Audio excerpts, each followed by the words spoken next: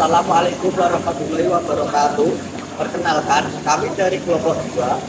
Akan melakukan wawancara terkait tugas mata kuliah PTJRIA dengan tema internalisasi nilai-nilai mahasiswa Pancasila.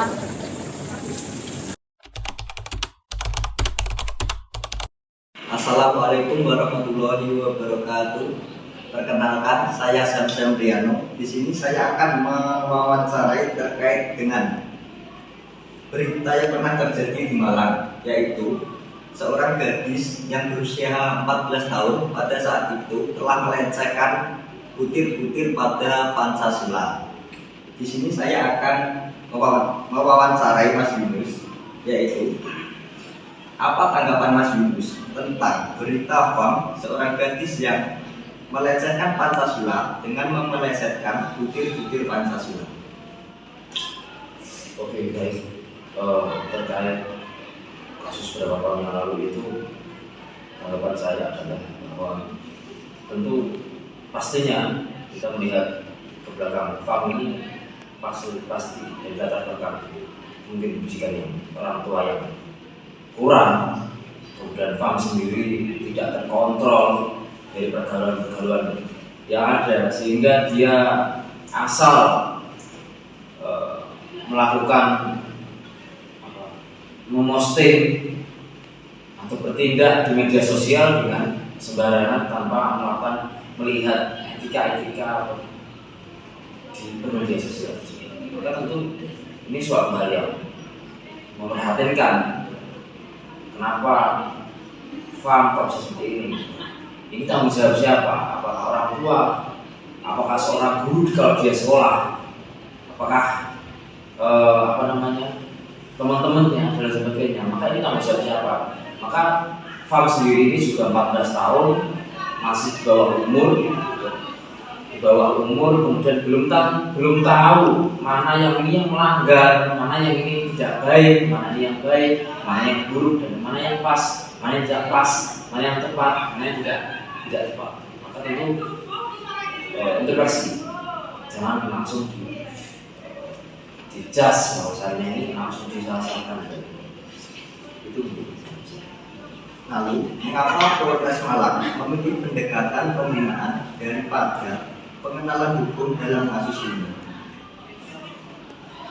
Tentu dalam hukum itu ada tahapan. Harus Anda bisa belajar hukum pidana. Namanya hukum pidana anak itu ada batasan-batasan, ada batas maksimalnya. Artinya hukum pidana anak mungkin maksimal 17 tahun, minimal terkena hukum pidana adalah hukum 17 tahun. Selain itu bebas. Kayak kalau di dalam Islam itu ada namanya balik, ada namanya hukum syariat Islam itu ketika berlaku, ketika sudah mukallaf, sudah balik. Maka hukum, contoh kalau perempuan sudah haid, laki-laki sudah bebasan, maka berlakulah hukum kepadanya. Sama dengan ini tadi, mengapa Polres kok tidak menegakkan hukum pada dia, tapi pendekatan pembinaan atau edukasi tadi yang saya sebut dari awal, pendidikan. Apakah ini yang salah gurunya atau orang tuanya? Maka di usia seperti inilah yang harus ditekankan edukasi pada anak-anak itu biar nggak ngawur orang. Lalu, apa alasan Polres Malang tidak melanjutkan kasus ini dengan penegakan hukum meskipun ada pelanggaran yang dilakukan oleh FAM di media sosial? Ini sama-sama pengaduan. Jadi ini tadi intinya hukum di Indonesia itu ada dibatasi, ada batasan-batasan. Tidak serta-merta ketika hukum pidana itu ditegakkan maka semua ada anak kecil kemudian membunuh, dia belum kena pidana, bebas karena dia belum ada KTP, intinya belum ada KTP. Atau kalau sudah mungkin di bawah 17 tahun bisa terkena pidana. Namun kalau sudah menikah contoh menikah 10 tahun atau 15 tahun, ada pasti dia pasti sudah kena hukum pidana. Kalau tugas kita, tugas Polres, tugas penegak hukum, siapapun untuk mendidik orang tua adalah mendidik, memberikan edukasi kepada anak-anak bahwa umur itu, sehingga dia melakukan bahasanya pelanggaran ITE. Pelanggaran ITE itu yang seperti ini, bukan mereka yang bukan mereka yang menyuarakan aspirasinya, unek-uneknya mengkritik pemerintah, mengkritik pejabat, sehingga dikenakan bukan itu. Undangan itu ketika orang itu melakukan suatu tindakan, contoh menghasilkan Pancasila dan sebagainya, itu dikenakan. Kemudian di-up di media sosial itu melanggar ITE. Di kasus ini ada dua hukum, mungkin kasus ITE juga dan kasus daripada hukum pelecehan ideologi. Ini mirip-mirip dengan nomor 2 itu tadi. Yang selanjutnya, apa yang dimaksud dengan ideologi anti Pancasila? Jadi anti Pancasila itu sebenarnya tidak ada orang yang anti Pancasila. Kalau ini dikenakan kepada masyarakat itu mungkin 1/10 orang yang punya anti Pancasila. Karena yang pertama, sila pertama sudah sangat tegas ketuhanan yang Maha Esa. Ketika orang sudah berpegang baik-baik di dasar nomor 1 itu, tentu pelanggaran yang lain itu akan tidak mungkin terjadi. Artinya ketuhanan Maha Esa itu tidak sekedar percaya Tuhanku Allah kalau Islam. Bukan sekedar percaya, artinya dia melakukan memaknai ketuhanan yang Maha Esa itu benar-benar. Dia menjalankan apa yang diperintahkan, menjauhi apa yang dilarang. Sehingga dengan ketuhanan yang Maha Esa tidak akan mungkin orang yang bisa namanya anti terhadap Pancasila, karena Pancasila itu sendiri tersusun daripada dasar-dasar daripada agama, kemudian berbagai pendapat para pendiri bangsa kita. Yang dimaksud anti Pancasila di sini adalah mungkin satu, ideologi yang terarah, komunisme, kemudian terorisme dan sebagainya itu, sehingga itu yang mungkin bisa merusak daripada pemikiran bangsa. Kira-kira itu. Lalu bagaimana cara pihak kepolisian memastikan agar PAM tidak terjerumus lebih jauh dalam tindakan yang merugikan dirinya sendiri ataupun orang lain? Tentu ini bukan kewajiban hanya pihak kepolisian, tapi semua. Tapi tentu kepolisian sudah punya hak. Artinya polisi harus melakukan saya katakan edukasi, pendekatan kepada anak-anak, atau edukasi pendidikan kepada anak-anak yang di bawah umur, agar dia tidak terjerumus pada tindakan yang merugikan dirinya. Artinya merugikan dirinya tadi disebut di beritanya itu ada 5 apa? 5 apa? Yang pacaran kemudian dan sebagainya itu kan tindakan-tindakan kriminal, bahkan sampai hamil, bahkan sampai zina, berarti bahasa Islam itu ya. Suatu tindakan kriminal, tindakan yang enggak nalar sekali. Anak usia 14 tahun kok bisa mengeluarkan statement yang keren sekali seperti itu. Itu kan sangat tidak nalar. Dan ini mungkin ketika anak-anak dikumpulkan 1/100 yang bisa kok pintar sekali bisa mengeluarkan Pancasila itu sebenarnya pacaran, hamil, punya anak dan sebagainya itu tindakan-tindakan yang sangat jorok sekali dan sangat tidak etis sekali. Tentu ini tidak nalar. Maka tugas kepolisian adalah edukasi, perbanyak edukasi. Jangan hanya tidak tuding, jangan hanya melakukan tindakan apa sih ini, hanya apa jebloskan, masukkan dia, sangkakan dia. Jangan hanya itu, tapi edukasi ke masyarakat. Apa atau alasan ini, apa atau itu dan sebagainya. Itu tugas para penegak hukum tadi dan tugas para tentunya guru dan itu kira-kira yang mungkin saya bisa tanggapi di mana. Baik, terima kasih atas waktunya Pak Mas Yunus.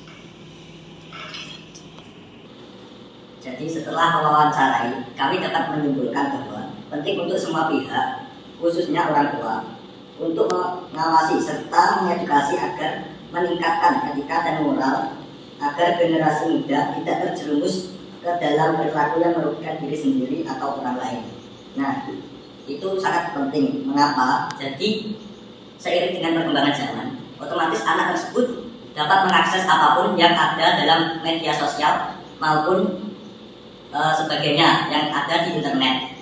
Tanpa ada pengawasan dan pendidikan, mereka akan ngawur, tidak karuan, jadi tidak terarah ke hal yang baik. Jadi bagi orang tua maupun pihak-pihak seperti kepolisian maupun masyarakat juga perlu menekankan dalam mendidik anak-anak bangsa Indonesia supaya mereka bisa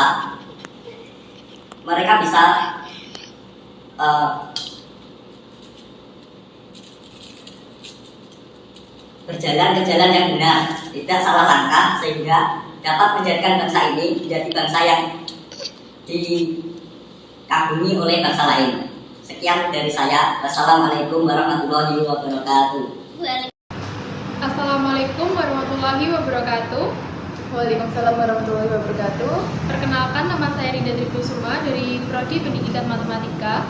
Di sini saya akan mewawancarai terkait tentang berita yang pernah terjadi di Malang, di mana ada seorang gadis yang pada saat itu berusia 14 tahun telah melecehkan Pancasila.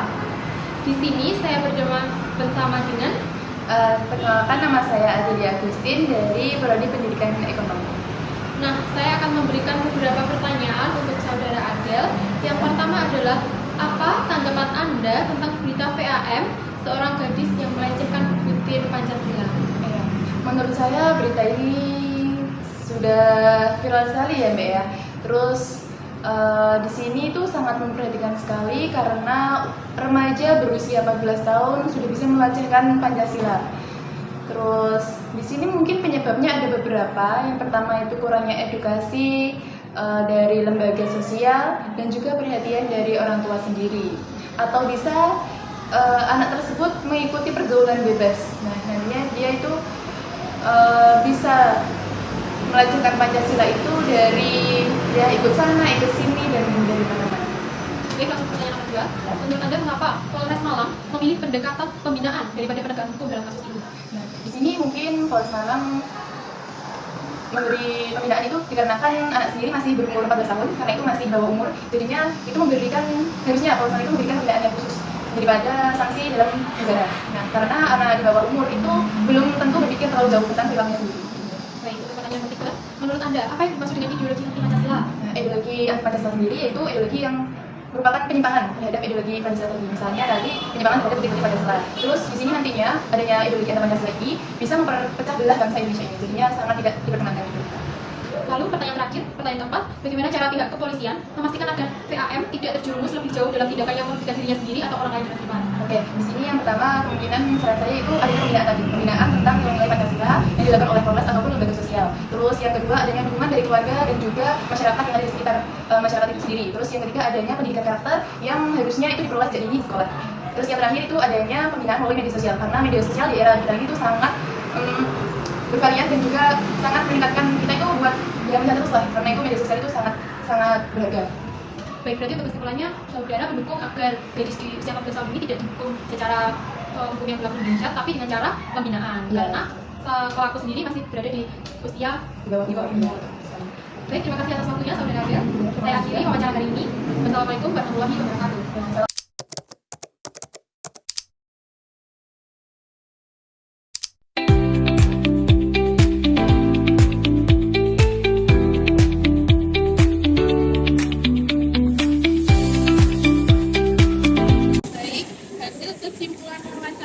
Jadi narasumber pertama mengenai kasus pelecehan Pancasila, yaitu orang tua harus aktif mengawasi dan mendidik anak mengenai etika, moral, dan penggunaan media sosial secara aktif agar anak tersebut tidak merugikan dirinya sendiri atau orang lain, dan juga dapat kolaborasi dengan pendidikan atau masyarakat terdekat untuk membentuk karakter positif anak tersebut.